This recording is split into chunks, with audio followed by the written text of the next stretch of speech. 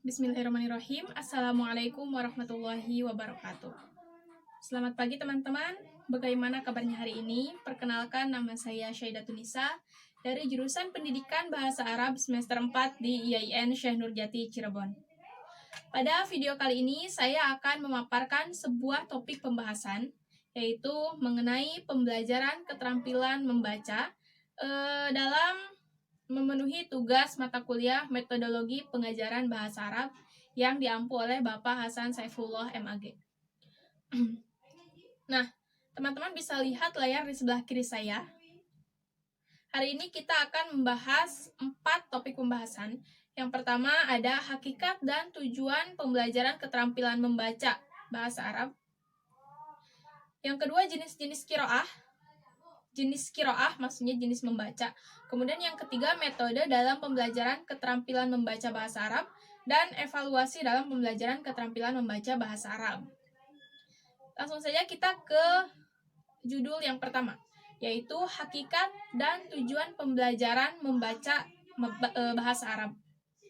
Nah, yang pertama ada hakikat.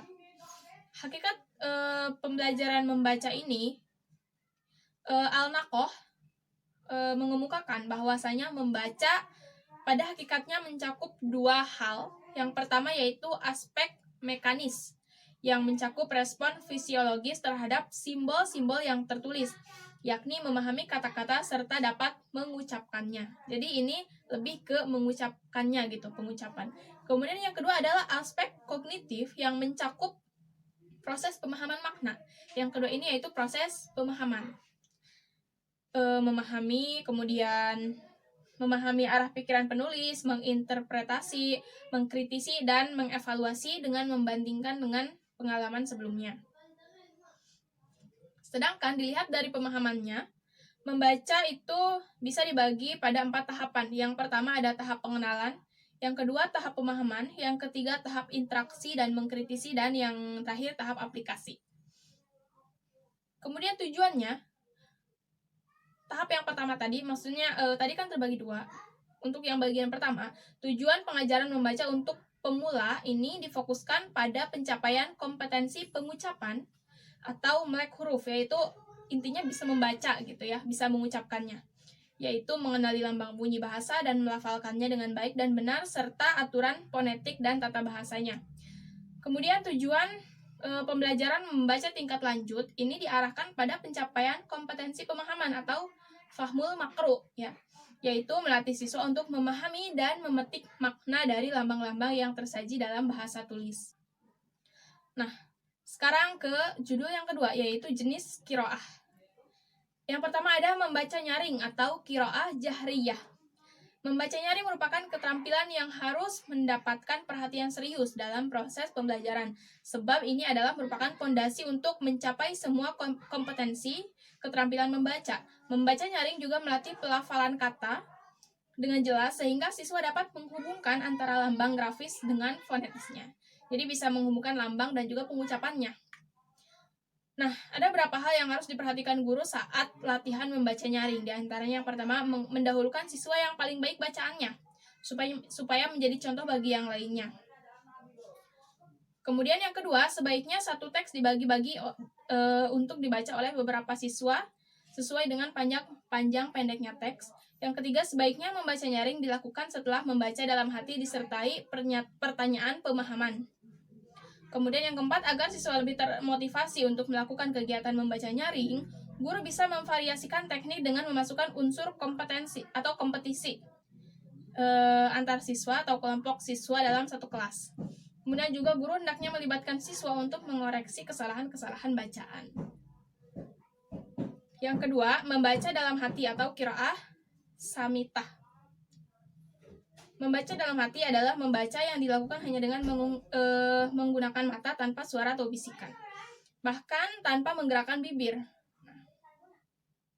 Maksudnya, simbol-simbol tulisan yang berubah menjadi makna di benak pembaca tanpa melalui fase pengucapan. Jadi ini lebih ke memahami tanpa melalui ucapan. Nah, dalam mempraktekkan membaca dalam hati ini ada beberapa hal yang perlu diperhatikan. Yang pertama, biasakan siswa tidak bersuara saat membaca dan juga tidak menggerakkan bibir. Kemudian guru hendaknya terlebih dahulu menentukan batasan waktu yang disesuaikan untuk setiap jenis bacaan.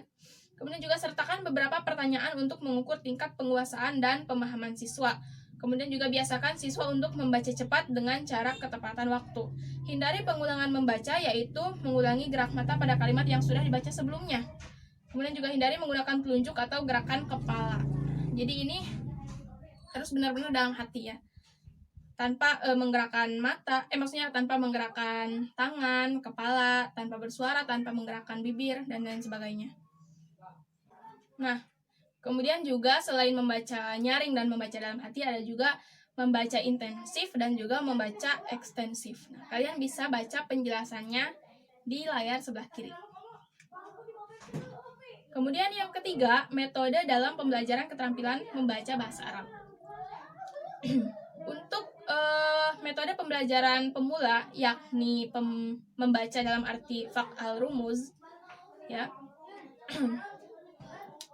ada beberapa metode. Saya singkat saja menjelaskannya. Yang pertama ada metode harfiah, yang kedua ada metode sautiyah, yang ketiga ada metode suku kata, yang keempat ada metode kata, yang kelima ada metode kalimat, dan yang terakhir ada metode gabungan. Yang kedua ini ada metode pembelajaran membaca untuk tingkat lanjut. Biasanya tingkat lanjut ini dimulai dari kelas 4 SD ya, atau MI sampai dewasa, sampai pokoknya ke atas gitu ya, dari kelas 4 ke atas. Nah,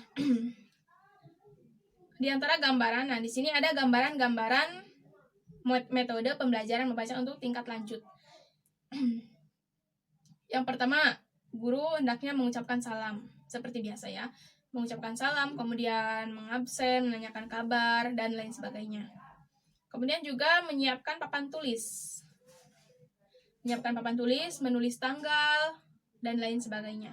Kemudian juga mengecek pekerjaan rumah. Nah, mengecek pekerjaan rumah ini juga wajib dilakukan, karena kalau tidak ditanyakan, biasanya siswa akan meremehkan tugas yang diberikan. Kemudian yang keempat, mereview pelajaran yang lalu. Nah, ini untuk memfokuskan perhatian siswa.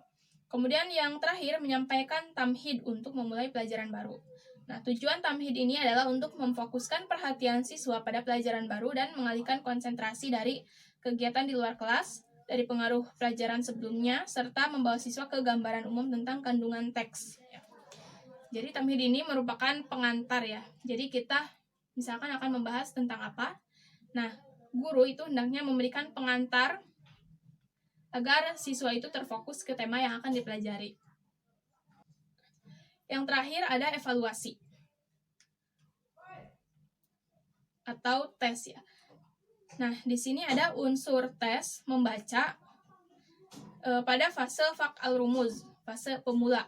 Nah, di sini meliputi kefasihan pengucapan, kejelasan pelafalan, kelancaran pelafalan, kesesuaian intonasi, dan ketepatan menggunakan tanda baca.